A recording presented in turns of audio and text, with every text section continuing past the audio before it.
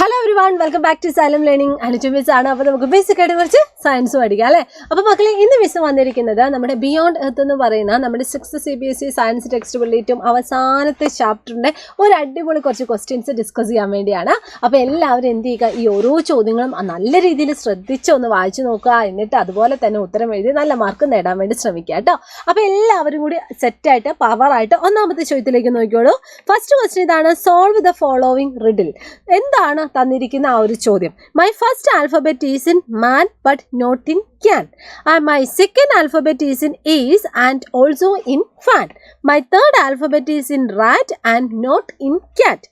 My fourth alphabet is in sun but not in fun. I am a planet that moves around the sun. അതായത് സൂര്യന് ചുറ്റും അല്ലെങ്കിൽ സണ്ണിന് ചുറ്റും move ചെയ്തുകൊണ്ടിരിക്കുന്ന അല്ലെങ്കിൽ റിവോൾവ് ചെയ്തുകൊണ്ടിരിക്കുന്ന ഒരു പ്ലാനറ്റിൻ്റെ പേരുകളാണ് ഇവിടെ ഒളിഞ്ഞിരിക്കുന്നത്. ആ പേരെന്താണെന്ന് നമുക്കൊന്ന് ഐഡൻറ്റിഫൈ ചെയ്യണം. തന്നിരിക്കുന്ന ഹിൻറ്റ് ഏതൊക്കെയാണ്? മാനിലുണ്ട്, അതേസമയം ക്യാനിലില്ല.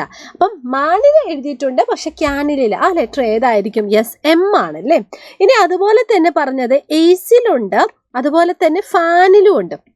ഇതിൽ രണ്ടിനും കോമൺ ആയിട്ട് വന്നത് ഏത് അക്ഷരമാണ്? യെസ്, എ ആണ് വന്നിട്ടുള്ളത്. ഇനി അടുത്തത് റാറ്റിലുണ്ട്, അതേപോലെ ക്യാറ്റിൽ ഇല്ല എന്നും പറഞ്ഞിട്ടുണ്ട്. റാറ്റിലുണ്ട് പക്ഷെ ക്യാറ്റിലില്ല. അപ്പോൾ ഏതാണ് ഇതിനകത്തുള്ള ലെറ്റർ? ആറുണ്ട്.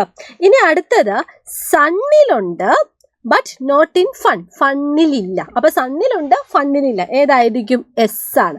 അപ്പോൾ ഇതെല്ലാം കൂടി ഒന്ന് കൂട്ടി വായിച്ചു നോക്കിയാൽ നമുക്ക് ഒരു പ്ലാനറ്റിൻ്റെ പേര് മനസ്സിലാവും. ഏതാണ്? നമ്മുടെ മാർസ്. ഓക്കെ.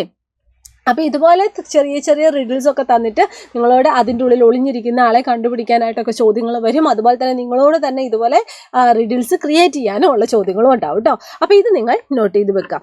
ഇനി അടുത്ത ചോദ്യം ഇതാണ്: why is the earth called a unique planet? എന്തുകൊണ്ടാണ് നമ്മുടെ എർത്തിനെ ഒരു യുണീക്ക് പ്ലാനറ്റ് ആയിട്ട് നമ്മൾ കൺസിഡർ ചെയ്യുന്നത്?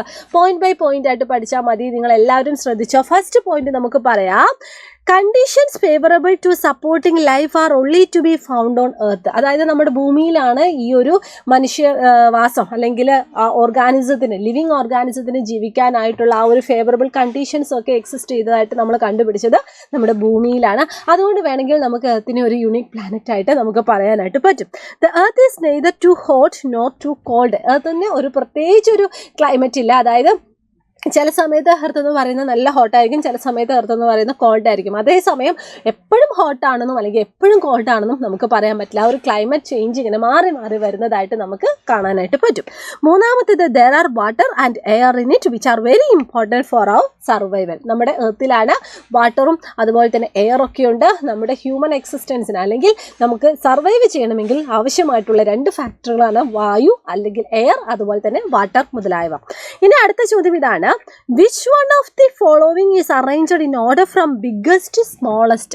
തന്നിരിക്കുന്ന ഓപ്ഷനിൽ ബിഗ്ഗസ്റ്റിൽ നിന്നും സ്മോളസ്റ്റിലേക്ക് പോകുന്ന രീതിയിൽ ഏതാണ് അറേഞ്ച് ചെയ്തിരിക്കുന്നത്? അതാണ് നമ്മുടെ ചോദ്യം. അപ്പോൾ തന്നിരിക്കുന്നത് എന്തൊക്കെ തന്നിട്ടുണ്ടെന്ന് നോക്കിയാലോ. ഗാലക്സി ഉണ്ട്, universe, solar system, star, planet. ഇത്രയും ഐറ്റംസിനെയാണ് നമ്മൾ ബിഗിൽ നിന്നും സ്മോൾ എന്ന രീതിയിൽ അറേഞ്ച് ചെയ്യേണ്ടത്. അപ്പോൾ തന്നിരിക്കുന്ന ഓപ്ഷൻസ് എ ഉണ്ട്, ബി ഉണ്ട്, സി ഉണ്ട്, ഡി ഉണ്ട്.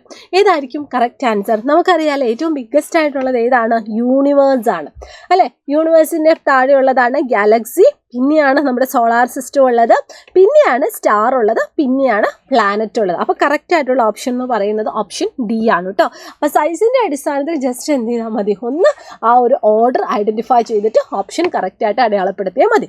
ഇനി അടുത്ത ചോദ്യം ഇതാണ്: how does the sun contribute to sustaining life on earth? അതായത് നമ്മുടെ എർത്തിൽ ജീവിക്കാൻ പറ്റും എന്ന് നമ്മൾ പറഞ്ഞു. അപ്പോൾ അതിന് നമ്മുടെ സണ്ണിൻ്റെ കോൺട്രിബ്യൂഷൻസ് എന്തൊക്കെയെന്നാണ് നമ്മളോട് ചോദിച്ചിരിക്കുന്നത്. നമുക്ക് എല്ലാവർക്കും അറിയാം, നമ്മുടെ എർത്ത് എന്ന് പറയുന്നത് is a planet that revolve around the sun. നമ്മുടെ സണ്ണിന് ചുറ്റും കറങ്ങിക്കൊണ്ടിരിക്കുന്ന ഒരു പ്ലാനറ്റ് ആണ് നമ്മുടെ എർത്ത് എന്ന് പറയുന്നത്.